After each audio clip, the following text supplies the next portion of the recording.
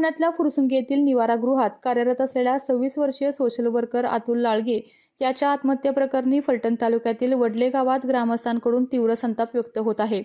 वरिष्ठांकडून होणारा कथित मानसिक छळ, धमक्या आणि अतिरिक्त कामाच्या ताणामुळे अतुलने जीवन संपवल्याचा आरोप नातेवाईकांनी केला आहे। आत्महत्येपूर्वी लिहिलेल्या पत्राच्या आधारे दोषी संस्था चालकांवर तत्काळ कठोर कारवाई करण्याची मागणी करत ग्रामस्थांनी वडले गावामध्ये कॅन्डल मार्च काढला।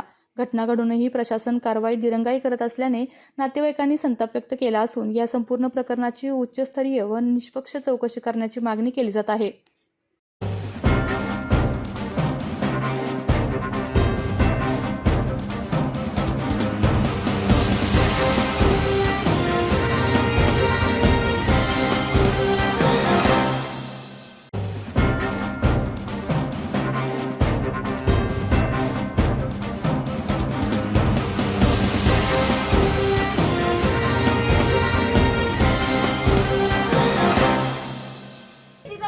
झालीच पाहिजे। न्याय द्या, न्याय द्या, अतुलला न्याय द्या।